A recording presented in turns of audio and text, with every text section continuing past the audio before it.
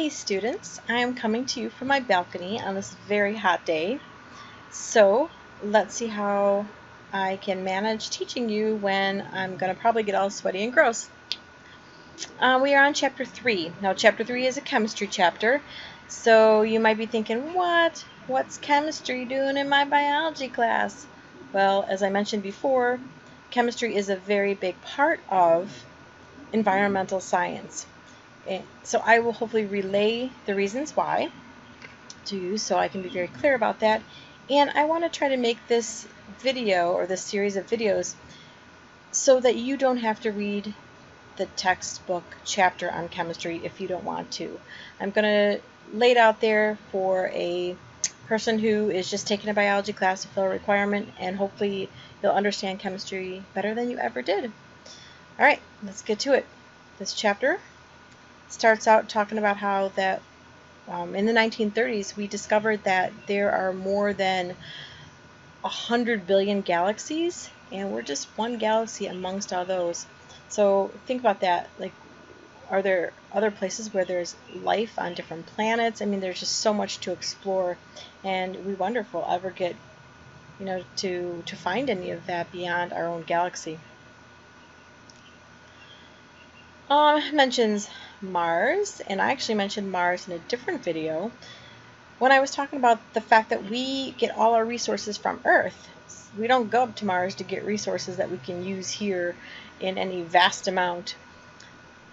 So, but we're exploring, right?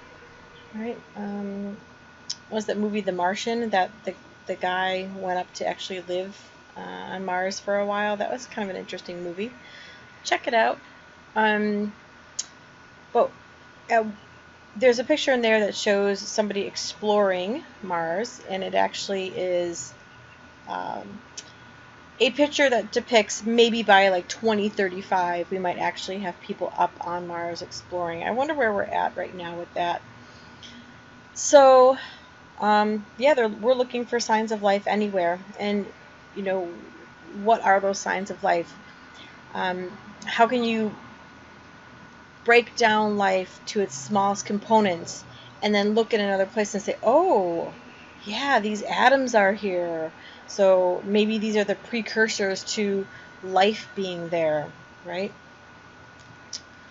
That's all the objectives, and you can stop the video and read that if you want. So chemistry, studying how the types of matter interact with one another, right? How they react and interact. Chemistry in environmental science, so important because, like I mentioned in another video, when there's an oil spill, how does oil and water mix? How is it going to impact the life around it? On here, like the gases of global climate change. Why are some gases, like nitrogen, that doesn't do much harm or good in the air, and the atmosphere is mostly made up of nitrogen, but then something like carbon dioxide, you have too much of it and it can cause issues, trap moisture, even water vapor, right, considered a gas, and how that contributes to global warming. So all those things are chemistry. Wastewater treatment, if you've ever been to a wastewater treatment plant, and we might have gone if this was face-to-face, but at the very end of cleaning our toilet water, there's all these processes that take place, biological, mechanical, and chemical, and they add chlorine to the water to kill things. Well, they don't always add it. During the winter months around here, they don't add it for that last step. They figure no one's going to be out there in the water swimming and fishing in the winter. But they also, after they started the regimen of adding chlorine to the water, they found that there was actually environmental harm from the chlorine to the flora and fauna in the area when you release that into the waterways. So they actually add another chemical to break down chlorine so it doesn't harm the environment too well. That's all chemistry. Let's see. So, atoms, basic units of matter.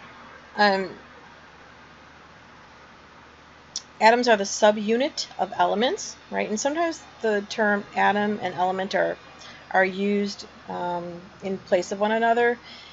And that's true. So if you have an atom, it's typically an element, an atom of that element, made of the three basic particles that we discuss at this level of chemistry: protons, neutrons, and electrons. So protons and neutrons are inside the nucleus, inside that center, and it's kind of easy to remember the charges that they have, right? Protons, positive; neutrons, neutral. And they both have mass. They both have, not weight, right? Weight and mass are different. Weight changes. Like if I go to the moon, I have less weight. If I, because it's about that gravitational pull. But mass, my mass is the same on the moon or on Mars or here. So that's the difference between mass and weight. So electrons have a negative charge. So what happens is if you have these neutrons and protons in the center of the nucleus, and so you have a positive charge going on in the center, okay? And then on the outskirts of that, the outer orbits of that atom, you have these electrons, and those are negatively charged. So that positive charge and negative charge, opposites attract. They keep that atom together, right? And the gravitational pull of these things also keep that atom together. And a lot, and scale-wise, I heard it explained once like if you had a gumball in the middle of a football field, that would be like the nucleus, and then the electrons would be way out where the stands are. So a little tiny gumball, that big space, and then the electrons out in that orbit. So there's different layers of that orbit, and we'll talk about that in a second. But you have the charges, right? And a neutral atom will have the same amount of protons as electrons. So those charges cancel each other out. So it's a neutral atom, right? And that's what's represented when we're looking at like the periodic table. All right, and electrons do have some mass, but it's like 1,000 times less than the others. So chemists really, talk about that mass, but in biology, we don't really talk about electrons having mass. So let's go to the next one. All right, we talked about that, the charge. And so we can see here, this is carbon. So the name, the type of atom that it is, depends on the amount of protons. If the number of protons changes, it's not that atom anymore. So if carbon no longer had 6 protons, it wouldn't be carbon anymore. Okay? So protons change, it's not the same atom, it's not the same element. So in this neutral charged carbon atom here, you have 6 is its atomic number. That tells you how many protons, because it's the same thing. So 6 protons, and in this neutral one, you're going to have 6 electrons because they're going to cancel each other out, negative and positive. Okay? And here we have 6 neutrons as well, and that is the neutral charge. And that's going to depend on the atomic mass numbers, how you'll figure out how many neutrons and protons, because that's going to make up your mass. We have nitrogen and we have oxygen. And so a couple things that here that it may mention in another slide. I literally just went over this, but I kind of forget. This ring here, so that first orbit around the nucleus,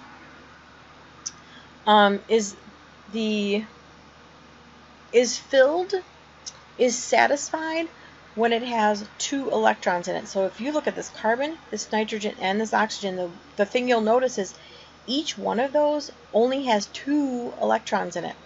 Just 2, see? 2 on the first orbit. Okay? The next orbit, and several beyond that, and as far as our purposes for this class, are filled, satisfied, happy, whatever you want to say, when they have 8 electrons. Okay. So the first orbit kind of fills up at first. And so here you have carbon. So you have the 2. Okay. And you need 4 more because that equals 6. And these 4 on this outside orbit, which is called the valence, those are your valence electrons. There's only 4. So that's telling us that that atom is not satisfied, doesn't feel full, because there's not 8 out there. So what it also tells us is this atom wants to do something. It's itching to do something because it's not satisfied. Same here. You have nitrogen, 7. Okay, so 1, 2, 3, 4, 5, 6, 7.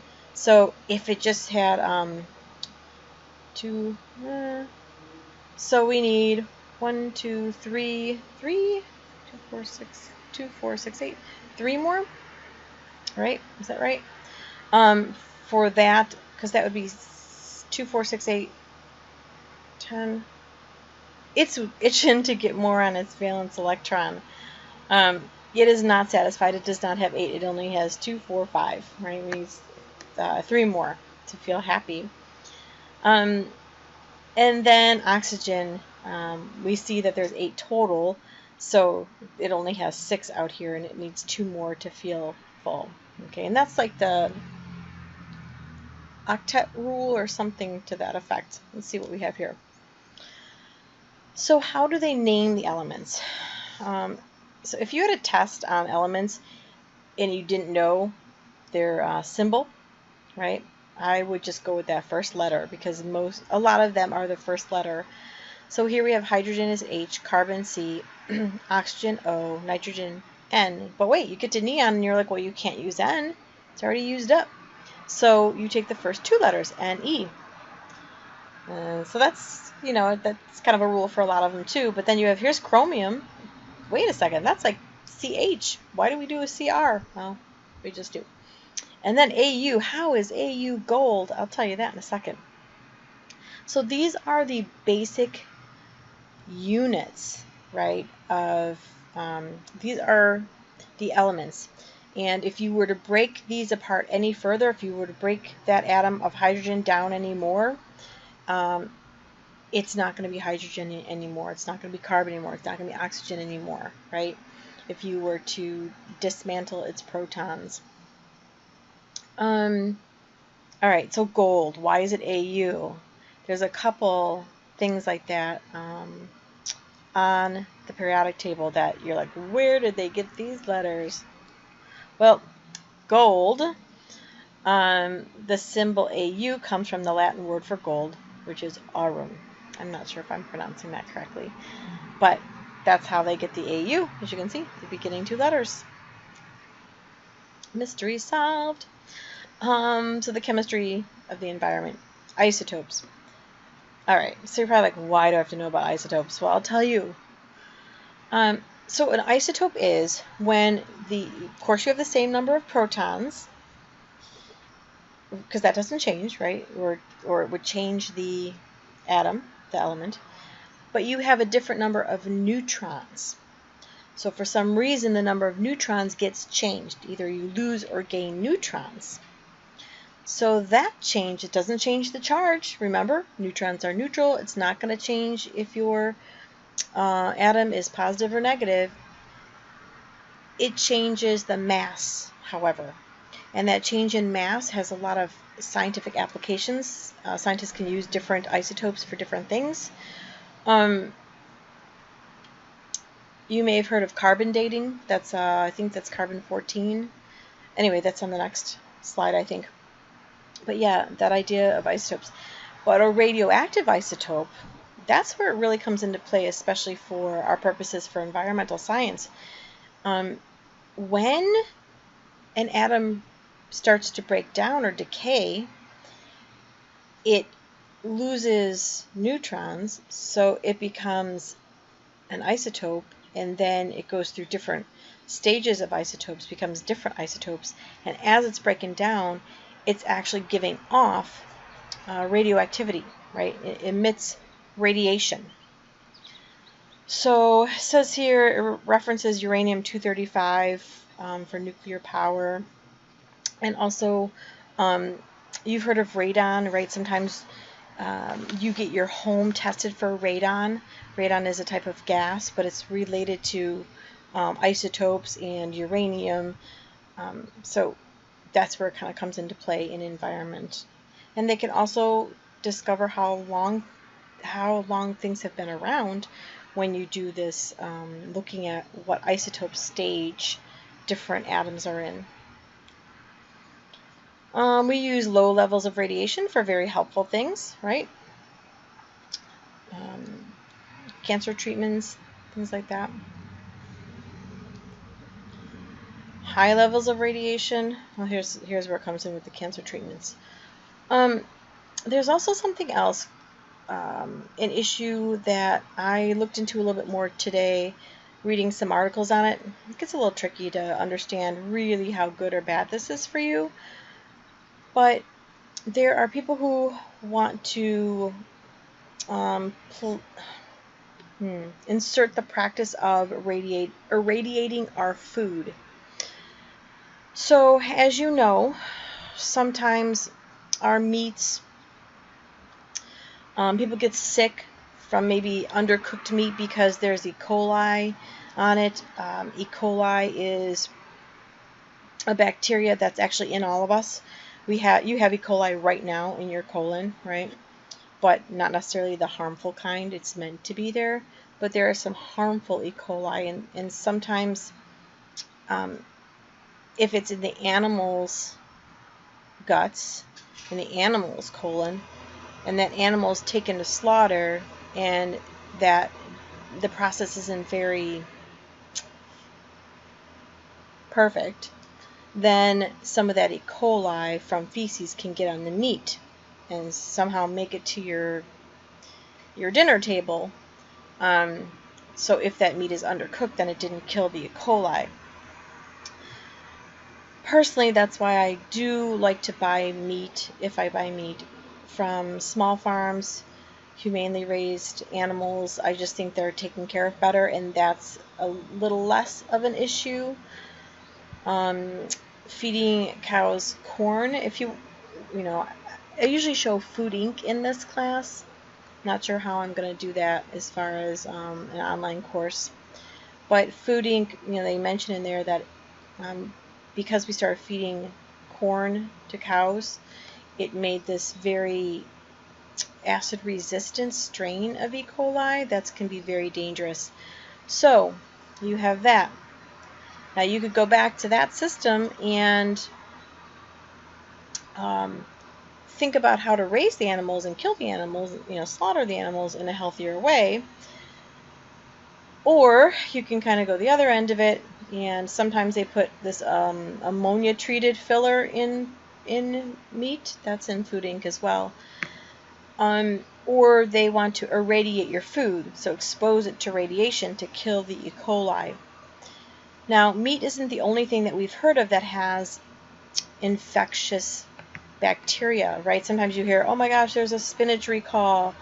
There's Listeria or Salmonella or what have you, or E. coli in your leafy greens. Well, typically that comes from the fact that they're raising animals down the block in a factory farm, and there's a flood or there's a lot of rain, and the E. coli feces from the animals actually washes onto the crop. So obviously there could be ways that you could handle that too before getting to the stage where you're thinking, let's irradiate everything because we want to kill all the bacteria. Now, there are scientists who know a lot more about this than I do. However, there's the good and the bad of it. Irradiation, because it would kill off microbes, can actually, if you see the two pictures here, when you buy fruit, you leave it out, eventually it goes bad, it rots. Well, if you irradiate something, that process will take a lot longer. So there's more shelf life to your food, okay? This, I read an article saying that this actually, the first time they really were doing it was back in the 1950s, and then they kind of put a stop to it for a while. But yeah, and so they want to do that. But some people say, well, wait a minute. If you're irradiating our food, then are you breaking down the nutrients in that food? right? Is it going to be as healthy for us? Is it going to be just a piece of something that fills us, but it doesn't really bring us any valid vitamins or minerals, because it's all that radiation broke all that down into forms that our body doesn't need. So I personally like the idea of trying to fix the systems before it gets to the point that there's E. coli on our food. But it could also save lives by killing off those microbes. Yeah, I left in here a YouTube video and some articles on that if you want to take a look at that. Here we go. Just had the isotopes of the carbon atom. And remember, that just means the number of neutrons has changed, right? Protons and electrons are the same, etc. So these all have different masses. And if you look on the periodic table, and you look at the atomic mass number, it'll usually be a number like, 375.367. It'll be a decimal point. And that's because they take the masses of all that atom's isotopes and divide it by the number of isotopes that atom has. So like in this case, if carbon, I don't know how many isotopes carbon actually has, but let's say it only has 3, they would take the mass of these 3, add it all up, and divide by 3 and get that average mass. That's why on the periodic table there's these odd mass numbers. Chemistry of the environment. So ions. So ions are different than isotopes. So isotopes, a different number of neutrons. Ions, different number of electrons. Now remember, we never change the protons or it's not that atom anymore. But you can change the ions and it's still considered that particular atom or that particular element. So the ions, when an atom loses or gains electrons, so it's not going to change the mass all that much, because electron mass is pretty negligible, but it does change the charge. Because remember, electrons are a negative charge, so if you lose electrons, you're losing some of that negativity, you're going to be more positive. If you gain electrons, you're going to be more negative. So they're called cations and anions. I'm not sure when you'll ever need that. Maybe a trivia night at a bar, I'm not sure. But those are cations and anions. So here's some terminology. Molecules compared to the term compounds. I like to think of it like this.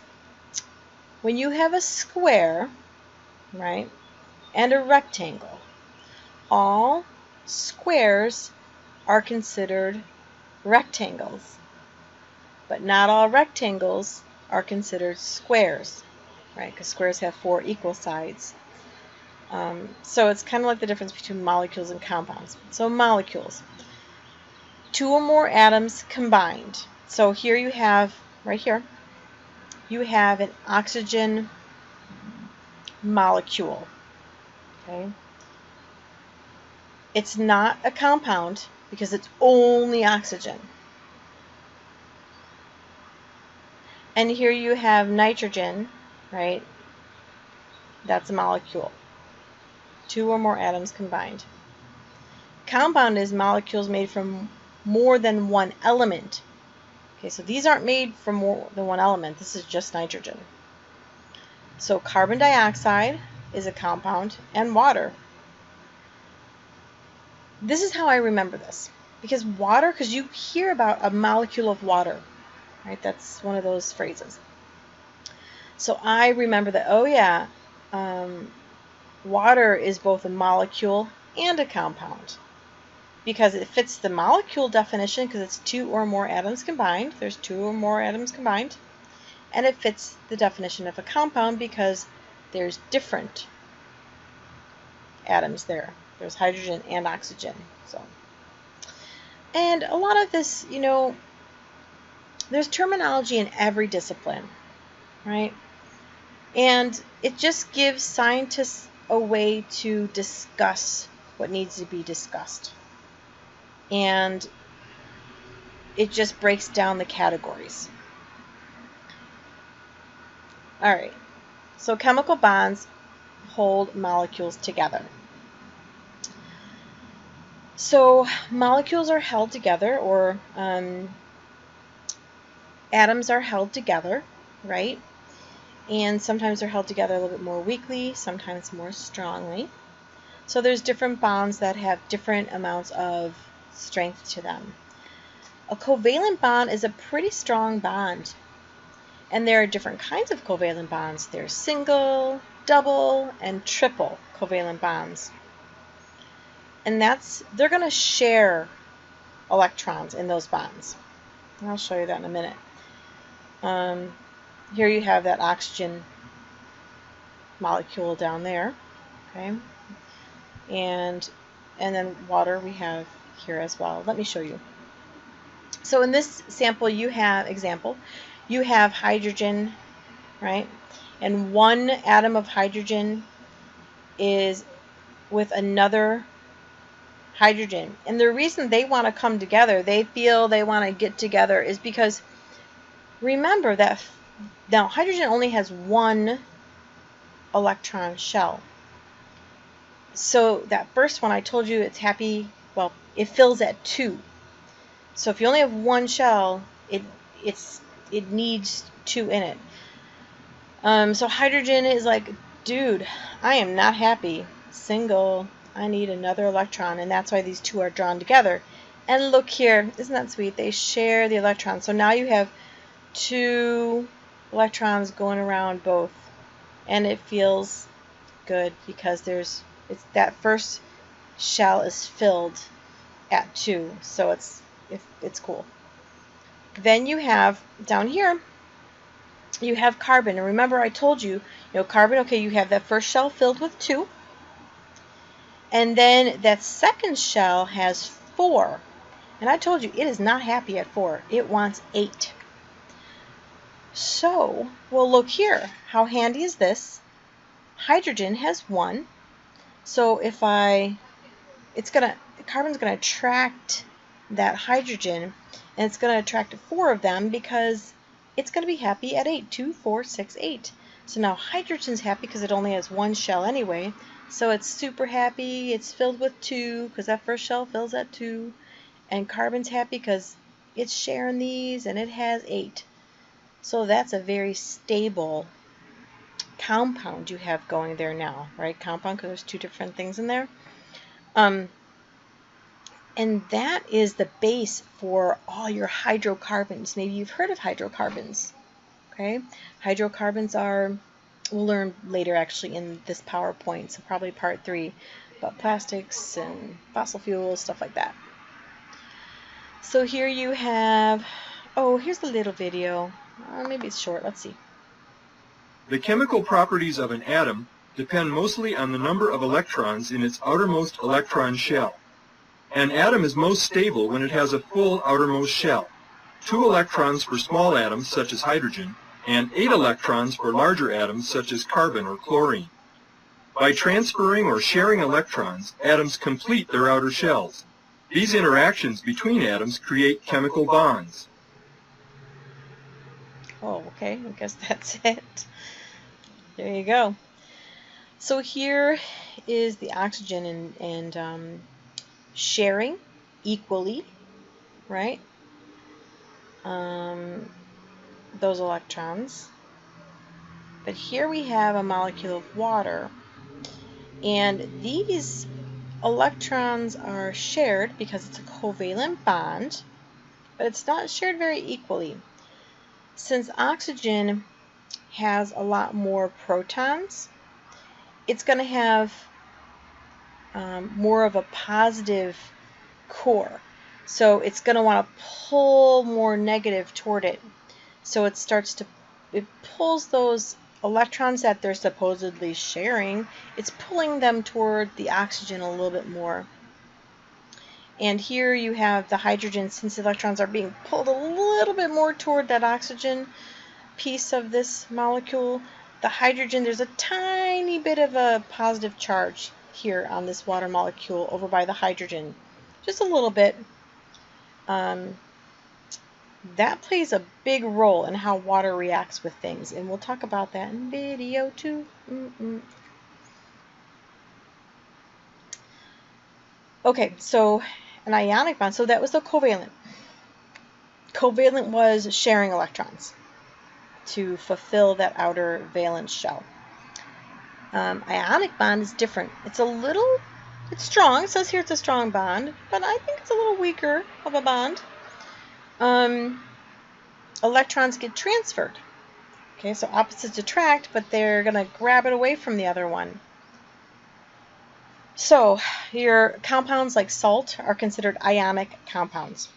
Okay, and you'll often see that in things like energy and cathodes and anodes and stuff like that if you're an electricity person. Is that a video? It is a video. Ooh, let's see. So this is sodium, and that's chlorine. Two different elements. And when they get together, what do they form? I know you know this. Sodium and chlorine. All right, let's see what this says. Sometimes atoms complete their outer shells by stealing or giving away electrons. This happens between sodium and chlorine atoms. An electron moves from the sodium atom to the chlorine atom. The outer shells of both atoms are now complete, containing 8 electrons. The chlorine atom now has 18 electrons but only 17 protons. Because an electron has a negative charge, the chlorine atom now has a net negative charge. Such a charged atom or molecule is called an ion, in this case a negative ion. The sodium atom has lost an electron, leaving it with an extra proton, which has a positive charge. The sodium atom has become a positive ion. Ions with opposite charges are attracted to each other, forming an ionic bond. These ions combine to form a compound with new properties. In this case, sodium chloride, ordinary table salt, is formed. Oh, whoa, go back. That's how table salt's formed. What? So, as you can see here, I wanted to go here. There we go. Right, they both have that inner shell, totally satisfied at 2. And then this one actually has 3 shells, and that fills up the next one, 2, 4, 6, 8, and then 2, 4, 6, 8, because it stole that electron. So they each are, let's see, 2, 4, 6, 8. They're each happy with the 8 on the outside, and they're staying together because opposites attract, and you have that negative and positive there. So this is your cation, and this is your anion. I'll go to the next one. So this is sodium and chlorine that you would not want to sprinkle on your food. But here it's nice and safe because it's salt. What else can I say? Oh, there's a good video on how salt disassociates in water. I will find that video for you. It's super short, super simple, but I like it. It like totally was like, whoa, it was an aha moment for me because it's going to be attractive. Maybe I have it in here. I don't know. Okay, so yeah, we'll talk about that in a little bit. But the chemistry, intermolecular forces. So there's another type of bond. It's called a hydrogen bond. So a hydrogen bond is both strong and weak. It's very strong if there's a lot of them together, and it's weak if they're kind of on their own or can be broken fairly easily. So next video we'll play a little bit with that with water. I'm going to make you do some experimenting while you're watching the video. Hopefully you'll find it fun and do it. But also, so water molecules, the molecule itself is the oxygen and hydrogen is held together by covalent bond, but one molecule to another molecule. Remember how I told you the water molecules is a little bit positive on one and a little bit negative on another because they're sharing, but they're sharing in a polar way. They're going to attract to each other, and that bond there is the hydrogen bond. And another molecule that does it is our DNA, right? You have DNA. Here are your bases: adenine, thymine, guanine, cytosine. And they're held together by a hydrogen bond. And it gives you close up here. There's thymine, adenine, those two always go together. Guanine, cytosine, those two always go together just because they're the way that the molecules and the atoms are arranged. They attract to one another because, right, we're talking about how these things attract to one another. That's why these two always attract together. But here are the hydrogen bonds. Dotted lines typically denote hydrogen bonds. Solid lines usually denote covalent bonds. Yeah, so the hydrogen bonds, I mean, they're strong enough that it's holding our DNA together while we need it together. But remember, your DNA needs to split apart and make copies. So the hydrogen bond is perfect because it can split apart. Those hydrogen bonds can break and then, make copies of your DNA. So there you have it. So I'm going to stop there. I do want to go back and explain one more thing, and then I'll stop and I'll do water for the next video. But something I want you to know. When you look at, scientists often look at the outside, the valence shell of elements, of atoms, because they can look at that and go, oh, I know how that atom's going to behave if it gets close to this other atom, right? And that's going to be really important when you're talking about environmental cleanups, environmental, how you recycle plastic, how you clean up oil spills. You want to know how atoms are going to behave. So you can look at that outer shell and say, sodium only has one electron on that valence shell. So I know that it's more likely going to lose that electron. It's going to pop off, because what's the likelihood of it gaining 7 electrons to satisfy that octet rule? And here you're like, oh, chlorine. Look at that valence shell. It only needs 1 more to complete that outer shell, to complete that 8 octet rule. So I bet it's gonna, if it gets near something that has an electron that it can steal, it's gonna steal it. Right? That's what happens here. So by when you're a scientist and you look at that valence shell, you can predict what might happen when 2 elements get near each other, when 2 atoms are in close proximity to one another. Okay, so next one will be all about water. See, I'm saving you all this reading, and I'm doing it from this beautiful outside balcony. All right, see ya.